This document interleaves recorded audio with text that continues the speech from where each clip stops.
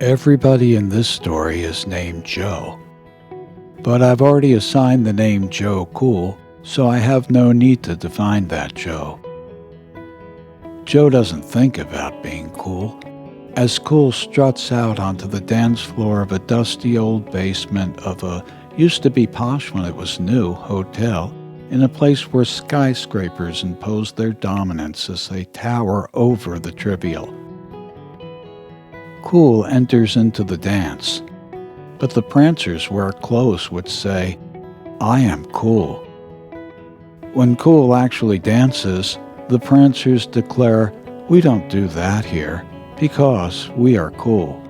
But no spot on the dance floor is owned, and the feet move in and out across the temporary space of our places, which change with every beat, in every measure, as the motions fit the timbre of the moment.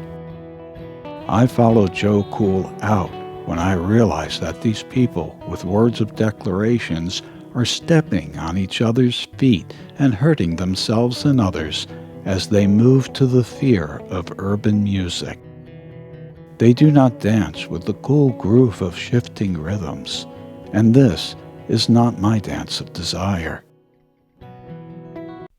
The dances of rural slaves of the land are subjects of the temperamental elements of the unpredictable barren vacuum of humanity. High and lonesome wails of the wind blows the birds of prey to rip, vultures dancing as they can before the next farm is purchased or the next development approaches the next storm of the unforeseen, which cannot be found in the miles and miles of monotony of land that is not predicting any sort of dance I can find. Somewhere in a barn, someone is having a good time, but this is all too volatile and not a dance for me. Cool then goes to a suburban groove with the pricey non-member admission. This group is efficient in rows to produce a conservative metronomic motion. Steppers who cannot keep up to the automated pace of the personality assembly line are run over in a machine-like trance. Dances of conformity become like marching boots of soldiers who trample the creative and execute a foreign will.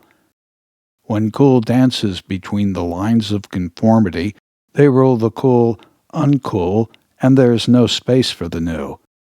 Creativity is, of course, not found in the confines of the mechanical envisioned for the purpose of ego, profit, and status.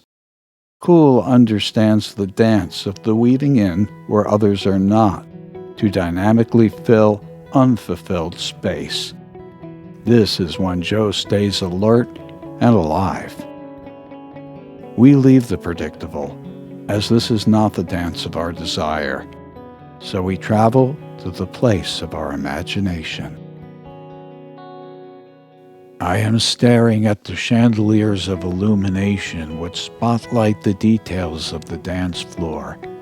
Every bulb in every chandelier is the same, with no unique name, but each is a part of a greater light. I see ballet dancers with step dancers, ballroom and swing dancers, hip-hop dancers, and dancers I have never seen before.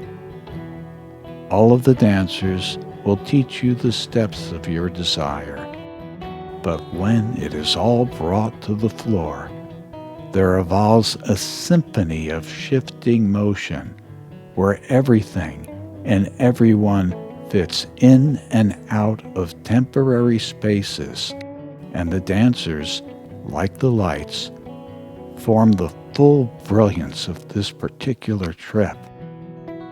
In swirling motions and changing patterns, something new is created in every montage of life within a life. This is the dance of my desire.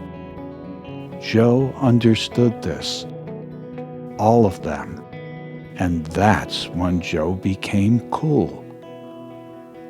Cool catches on, and actually becomes cool in the eyes of the uncool.